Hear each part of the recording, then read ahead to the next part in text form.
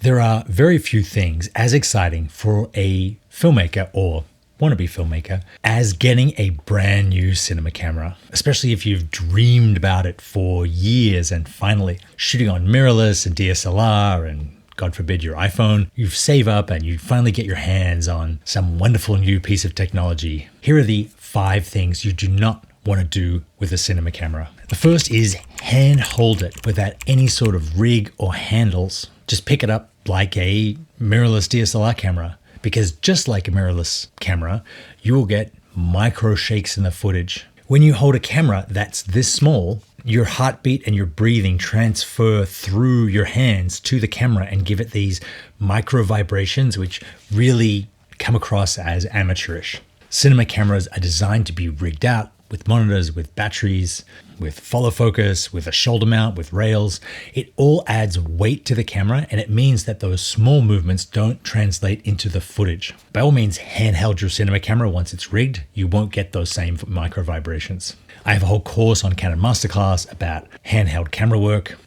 You can check it out here. The second thing you should never do with a cinema camera is use a variable zoom. These are the type of lenses that come with the camera kit from the manufacturer, and they typically have a 2.8 to 5.6 variation on the aperture. What this means is if you expose for your scene at the one end of the lens and then zoom in, the whole image will get darker, and it will get darker as you zoom, which is very difficult to correct for in post if you can at all. You want a constant aperture zoom like this 24-70, or even better, a cine zoom, which has focus and a geared aperture ring, so you can set and change the exposure as you shoot. The third thing is going to be somewhat more controversial, and that is to never use an external recorder, at least as your main way of recording. I remember when the C200 came out and a ton of people used the solid pod or whatever it was, like cutting away the door of the CF card. The reason that I'm not a fan of these is that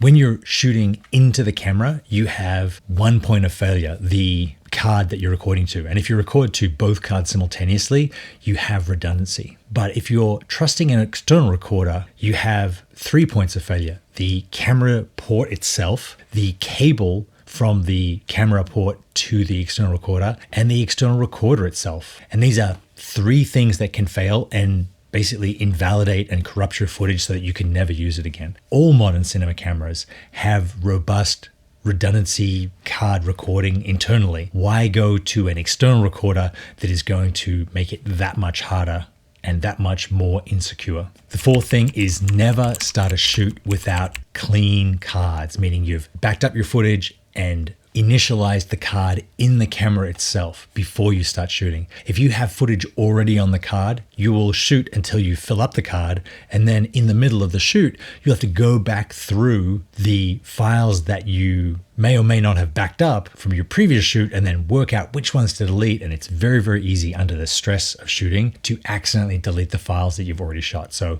start with enough cards in the camera to record the whole shoot, initialize them before you start, and then you won't run into this problem. It's very different to photography, where you can put a 128 gig card in a camera and get like 7,000 images on there, and you could shoot all year on one card. All right, I have multiple of these terabyte cards, and I always make sure that I format them in the camera before I start shooting. When I worked as a director in a production company, one of the most famous rules for the camera assistants and runners at the company was that if you leave the camera with the footage in a car, locked or otherwise, you will be fired immediately. That was because even if you're just running in to grab something, you always take the camera, or at least the media, with you. Because once you've done a shoot, sometimes you can never recreate that. You can never get the actors back in the exact same way that you did, make the same choices again.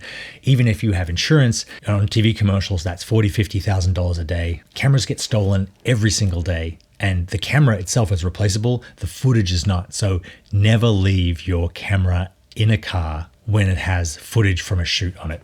Just take it with you. I will leave you with a bonus tip, which is a cinema camera is only as good as the person using it. It doesn't magically transform your footage and make it cinematic. That's to do with the lighting, the color grading, the choices that you make as a director or a cinematographer. Cinema cameras just have more tools to get your focus and your exposure right. They have more capacity. You're able to get more information about your scene and make better choices. But ultimately, the footage that you shoot is only as good as you are. If you want to improve your skills in these areas, get your exposure, get your focus, get your lighting right, check out Canon Masterclass. I have a ton of long-form detailed tutorials there that will take you through using the Canon C70, R5C, R5 and 6, C200, C300, C500, and let you really create the footage that you want to create with the tools that you have right now. That's all for today. Thank you very much for watching. I will see you next time.